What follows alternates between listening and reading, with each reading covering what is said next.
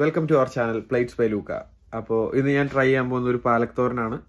അപ്പോൾ നമുക്ക് ഷടപടയെന്ന് അതിലേക്ക് പോകാം. ഉണ്ടാക്കാനായി ഞാൻ എടുത്തിരിക്കുന്നത് ഒരു പാനാണ്. അപ്പോൾ ഞാൻ ജസ്റ്റ് ആ പാനിലേക്ക് കുറച്ച് എണ്ണ ഒഴിച്ചു കൊടുത്തിട്ടുണ്ട്. ഇപ്പോൾ ആ എണ്ണ ഒന്ന് ചൂടായി വന്നിട്ടുണ്ട്. ഇതിലേക്ക് കുറച്ച് കടുക് ആഡ് ചെയ്ത് കൊടുക്കുന്നുണ്ട്. കടുകൊക്കെ ഒന്ന് പൊട്ടി വന്നിട്ടുണ്ട്. അപ്പോൾ ഞാൻ അതിൻ്റെ ഉള്ളിലേക്ക് ജസ്റ്റ് നമ്മുടെ 2 വത്തൽമുളകും കുറച്ച് കറിവേപ്പില ഇട്ട് കൊടുക്കുന്നുണ്ട്. ഇതിൻ്റെ അതൊക്കെ ആ സ്പിനാച്ച് ആഡ് ചെയ്ത് കൊടുക്കുകയാണ്.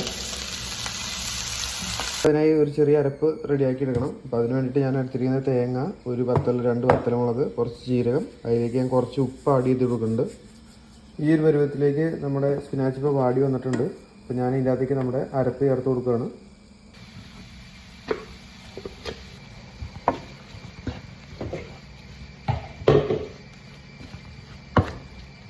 ഇത്തിരി ഉപ്പിട്ട് ചേർത്തിട്ടുണ്ടായിരുന്നു. അപ്പോൾ എനിക്ക് ഇത്തിരി കൂടെ ഉപ്പ് വേണമെന്ന് തോന്നിയത് കാരണം ഞാൻ കുറച്ചുകൂടെ ഉപ്പ് ആഡ് ചെയ്ത് കൊടുക്കുന്നുണ്ട്. നമ്മുടെ അരപ്പൊക്കെ ഒന്ന് വെന്ത് നമ്മുടെ ചീര ഇപ്പോൾ ഒന്ന് സെറ്റായി വന്നേക്കുവാണ്. ഇപ്പോൾ നമ്മുടെ ആവി പറക്കുന്ന ചീരത്തോരൻ റെഡി ആയിരിക്കുകയാണ്. ഇത് നമ്മുടെ ചോറിൻ്റെ കൂടെ സൈഡായിട്ട് ആഡ് ചെയ്യാവുന്നതാണ്. ഇത് വളരെ ഹെൽത്തിയാണ്.